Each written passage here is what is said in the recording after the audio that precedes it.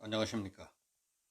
더불어민주당 등 4+1은 12월 30일 어제 국회에서 공수처법마저 날치기 처리함으로써 반헌법적, 반민주적 2대약법을 모두 국회 통과시켰습니다.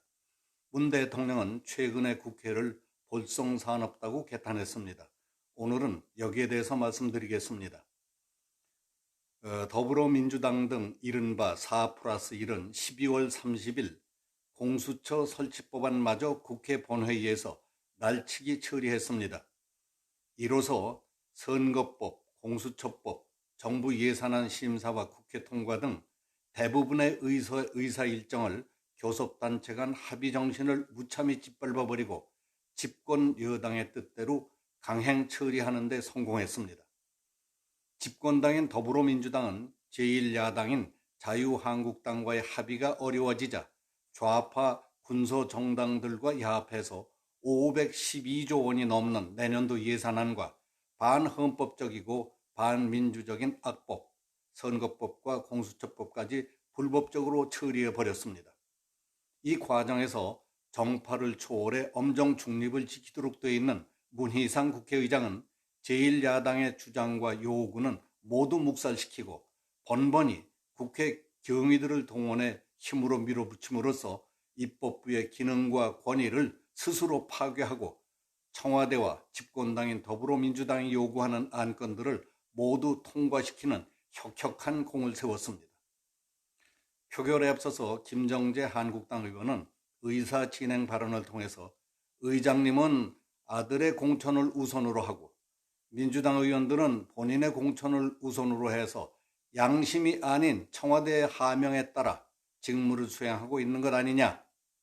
개별 헌법기관인 국회의원의 소신이 훼손되지 않도록 무기명 투표를 실시하자고 제안했습니다. 그러나 부결됐습니다. 이에 항의해서 한국당이 전원 본회의장에서 퇴장한 가운데 실시된 공수처법 수정안 표결에는 176명의 의원이 참여했습니다. 그 가운데 찬성 159, 반대 14표, 기권 3표로 가결됐습니다. 국회를 통과한 공수처 설치법에 따르면 공수처의 수사 대상은 대통령, 국회의원, 대법원장, 대법관, 헌법재판소장, 헌법재판관, 국무총리, 총리비서실 정무직 국회의원, 중앙선거관리위원회의 정무직 공무원, 또 판검사, 경무관 이상 경찰 공무원 등이고 내년 7월쯤 공수처가 설치될 것으로 보입니다. 공수처법에는 독소 또는 문제가 우려되는 조항들이 있습니다. 공수처법에 대통령과 청와대가 공수처 업무에 관여할 수 없도록 한다는 조항이 있습니다. 언뜻 보기에는 업무의 독자성과 공정성을 강조하는 듯 하지만 실제로는 정권 교체 이후를 감안해서 공수처 통제가 불가능하게 만들었다는 의혹을 갖게 하는 대목이라고 해석하는 전문가들이 많습니다. 4+1은 수정한 밀실 논의를 통해서 공수처 수사관으로는 비검찰 출신으로 변호사 자격만 있어도 임명될 수 있도록 했습니다. 공수처 검사 역시 변호사 자격을 10년 이상 보유한 자로서 재판, 수사 또는 수사처 규칙으로 정하는 조사 업무를 5년 이상 수행한 경력만을 요하도록 정부 원안보다 문턱을 크게 낮춰놨습니다. 검찰이나 경찰 등 다른 수사기관이 고위공직자 범죄를 인지한 경우에는 공수처에 즉시 통보하도록 하는 독소 조항도 밀실 논의를 통해 추가했습니다.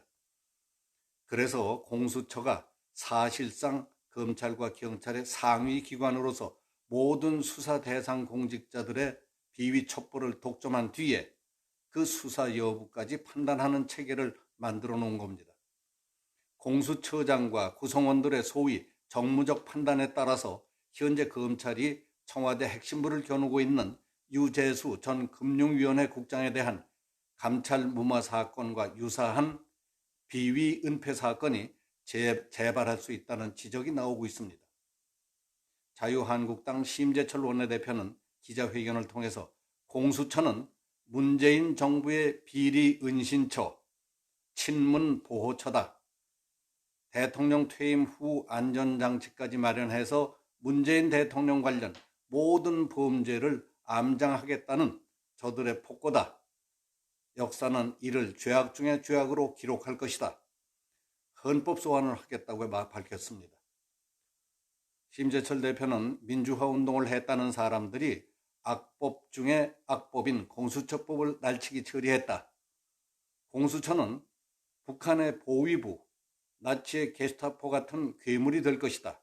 저들은 비판 견제 세력을 위축시키기 위해 공수처를 탄압의 도구로 사용할 것이라고 질타했습니다.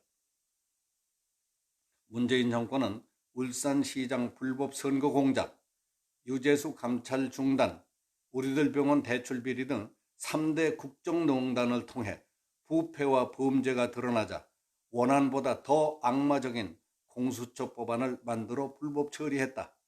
대통령도 수사받아야 할 정권의 범죄와 비리들이 속속 드러나자 검찰 수사를 무력화하고 범죄 비리를 덮기 위해 독재 사회에서나 볼 수 있는 악법을 꼭두각시를 내세워 불법 처리했다고 지탄했습니다.